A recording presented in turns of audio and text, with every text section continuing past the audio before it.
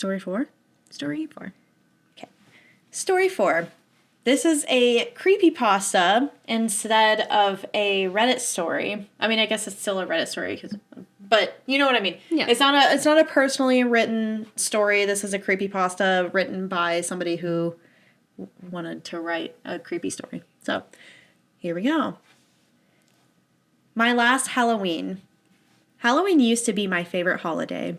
It was the one time of year you could be anything you wanted to be. You could draw out your darkest desires and display them for the world to see. No one thought you odd for being the person you always wanted to be. There was no judgment for your choice of attire, and oftentimes you were commended for that choice. Then, at the end of the night, you received a reward for your efforts in the form of a bag full of candy. I'm far too old to go door to door begging for treats, but I enjoy watching my children do the same. Weeks in advance, we let them pick their costumes. They're far too young to delve into the ghastly and usually end up picking a character of a popular movie or TV show. I simply take my pictures and urge them on to each doorway. I always remind them to say trick or treat before the door opens. It had been this way for a few years now, but I'm starting to question the tradition, especially after visiting 113 Forest Road. This past year, we made the rounds to our local neighborhood. We made sure only to approach the homes that had their porch light on, which was the unspoken rule. Our night had almost come to an end when we reached the home that had been vacant for at least 2 seasons. It was the largest within our neighborhood, towering at 2 stories when all the others only had 1 level. It was a large brick Victorian monstrosity that may have once been beautiful, but the landscape had long needed work. It was the house most kids made stories about, and when we saw the dim glow of the yellow bulb, I was unsure of letting my children approach. My oldest begged to ring the doorbell, and my youngest simply wanted more candy. I was outnumbered and relented to their pleas. My wife sat within the idling vehicle while I followed close behind. The 2 made their way up the steps, and I waited at the bottom. Like always, I reminded them of what to say. My oldest son held his brother's hand and pressed the lighted button. Ringing, much like church bells, echoed from within the house for a moment before returning to silence. After a few seconds, they turned to me with questioning looks. I had noticed a moving truck parked outside the home earlier in the month and knew someone must live there, but I had not seen them. There was no car in the driveway, and I did not see any lights on the inside. I started to think they were simply gone and left the light on in case it was dark by the time they returned. I waved to my children to come back to the car and told them we would just head home. The look of disappointment on their faces told me they were not ready to end the night just yet. Their faces lit up as the door creaked open and a voice beckoned him to wait. Trick or treat, they both screamed with excitement. A feeling rolled in me like thunder and a signal of danger rang in my head. Something was not right. If they were home all this time, where was the car I had been seeing in the driveway the last few weeks? I instinctively advanced on my 2 children, taking the steps in leaps. A feeling inside told me they should not go toward the voice, and I called for them to stop as they turned towards the door. I choose both, the voice seemed strained, like that of a lifetime smoker. 2 ragged hands shot from the parted pathway and drew both of my little boys inside. Their screams echoed in my head. My adrenaline shot me forward, but my body slammed against a closing door. I pounded repeatedly, screaming obscenities of every nature. My body shook violently as my world became a spiral of despair. The whole scene drew the attention of my wife, and soon she was right behind me. In an effort to find the entry, I took a step back, lifted my right foot, and dropped it full force into the hardwood. The door frame shattered, allowing the barrier to fly freely into the darkness. I cried out in terror for my little boys as I rushed through each room. My entire reason for living had been snatched up in an instant, and I had been too late to stop it.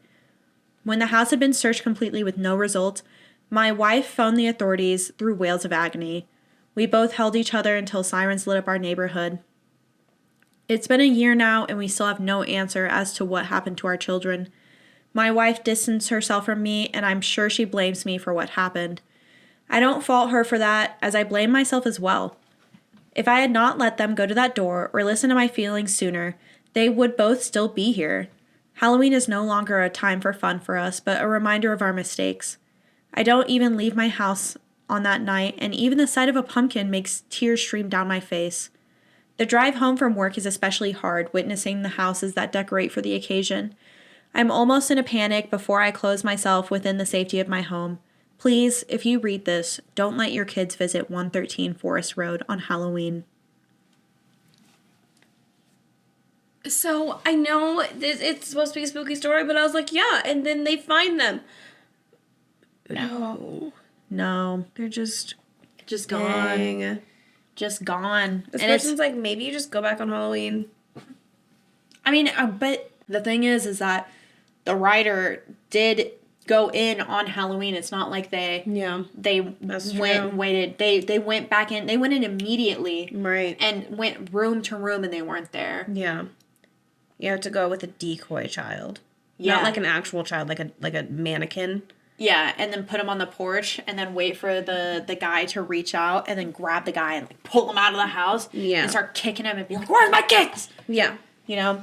Yeah. That's the only Rachel? violence You have is to the do only way. Yeah. Yeah. Sorry, no, that's not. I mean, in some scenarios, When your I kids don't are know about it. being taken, Yeah, I when guess. it comes to that, yeah. Yeah.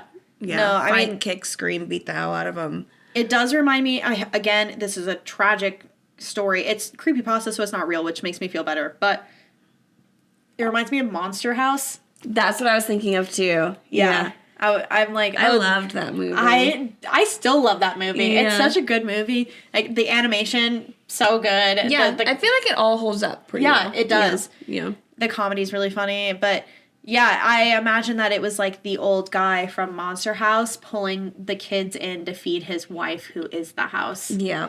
And the reason they couldn't find the kids is because they already took the kids down to the mouth. Yeah. Or the uvula they dropped in right there. Right in the uvula. Yeah. I knew a kid in high school who had 2 uvulas. Interesting. Yeah. It was his personality that was weird, not that. Yeah. Okay. Yeah. Anyway. But yeah, I mean it reminds me of Monster House, but it is Halloween, man, that veil be thinning and it lets through anything, and you never know. Be safe out there, guys, on Halloween. Don't be making a ruckus. Yeah, do not make unnecessary journeys. Yeah, don't what else does she say? Don't go into haunted homes. Don't go to an abandoned home with your children and ring the doorbell expecting a normal person to answer. Yeah, that automatic. Just like tell your kids no. Yeah, I mean, Have you considered? I mean, I know it's not real, but like, have you considered just being like, no, we'll go to another house? yeah, it's like, You want to go to that house? I don't think so. That house doesn't look very nice. yeah. Explain to them why. Be like, hey, it looks like no one's here. There's Daddy's not a getting car. bad vibes from this house. Yeah. Writing based on vibes here. I don't like it, so we're gonna The go. house does not pass the vibe check. We're leaving. No. Yeah, it's like, kid, you got to learn how to read vibes, otherwise you're gonna get kidnapped and fed to a house. That's what they call street smarts, baby. Mm-hmm. And these kids obviously didn't have it. No, they got snatched pretty quickly. Oh my Victim God. blaming. Yeah. Victim blaming's final boss is us. Us, fuck them kids. Oh my God. Every single story we're like, that person's so stupid. You're so dumb. Why would you do that? Let's see how Halloween goes for us, man. Oh my God.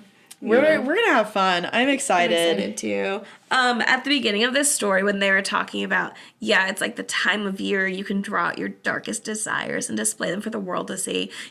I'm gonna be the Pink Panther, And I'm gonna be Christine Daae. Yeah. So darkest desires. Yeah. I was like, well, I mean, I will say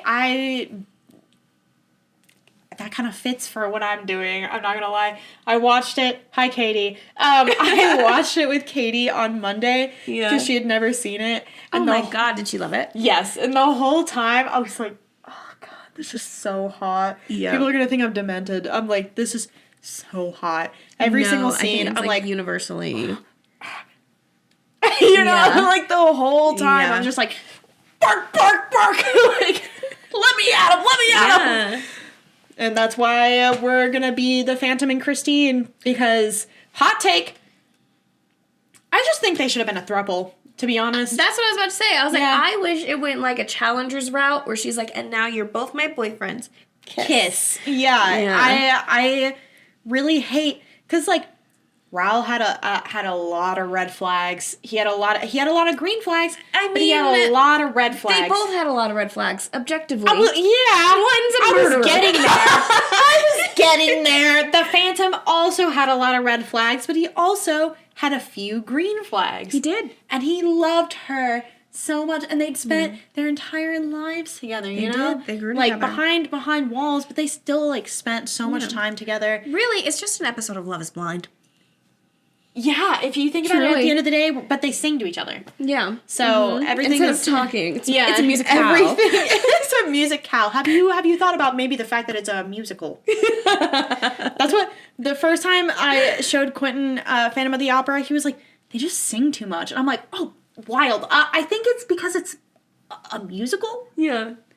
Odd concept. They might sing in a musical. Yeah, that's where wild. There's music. Yeah, because like they talk like total 15 words throughout the movie. Yeah. So he's like, why are they singing everything? Yeah. I'm like, it's because it's a... Also, Phantom of the Opera. Opera. I don't know if you think... Yeah. If you like if I hear a word or a title that has like opera in the name, I'm going to think that it has mostly to do with music. Yeah. Just personally. They might sing. A little. A time or two. Yeah. Yeah. Or for an hour and a half straight. Yeah. For 2 hours, I guess. So well, too. Beautiful. So well. Yeah. Oh, me. I'd go back upstairs and watch Phantom of the Opera again. Yeah. My Nana showed that to me, my sister and my cousin, like, when we were pretty young. Mm-hmm.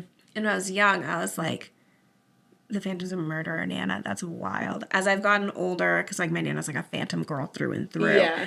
I'm like, I get it. He was passionate. See, that's so wild because even as a kid, because I got that movie like the year after it came out. I was like 7 or 8. Yeah. And I literally, like, I remember watching that movie and first of all, sexual awakening, obviously. Yeah. But watching that movie and being like, 2 bad bitches at the same... 3 bad bitches at the same time. I was like, that's like an all-around sexual awakening. Everyone's hot. Everyone's hot. Everyone's Mark is hot. Helly's hot. Yeah. Everyone's really hot. Yeah. They're all hot. If you haven't watched Phantom of the Opera, go watch Phantom of the Opera. 2004. Hot. You got Emmy Rossum. You got Patrick Wilson. You got Gerard Butler. Yeah. That's all I have to say. Can't be beat. Yeah, it's an incredible movie. We actually have to watch The Hangover. I mean, we don't have to. But Quentin's movie club movie this week is The Hangover. Okay. I haven't seen that in years. He's never seen it. Oh. I was like, that is the most guy movie. And you haven't seen it. Mm-hmm. And like, that is the epitome of guy. Yeah. And you haven't seen it. He's like, Bros no. being dudes. Yeah. Doing stuff. Yeah, I was like, it's got drugs. It's got alcohol. It's got... strippers. Yeah. It's very Fear and Loathing. It's got action. Yeah, it's literally everything. It's got comedy. It's got Zach Galifianakis. Yeah. So we're gonna watch that while we do laundry. Let me know how it is watching it in this. I imagine it's going to be very, very not. I don't think they could make it now. I don't think it should be. No. I think I'm going to watch it and be like, oh my God. Yeah. I just remember there's a tiny penis. Yeah. That's how I feel watching The Office now. Yeah, like, they could not make it. I watch The Office and I'm like, oh. Yeah. Yeah. Oh, it's such a great show. But it's such a great show. But yeah, it's got, it would not be made in today's day and age. No. Michael Scott would not be a character that existed in the way that he does. Nope. Yeah, he'd be a different person. If you enjoyed that little story, be sure to watch the full episode here. And make sure you like, subscribe, and all that jazzy. Jazzy? I see what you did there. Wait, what was that?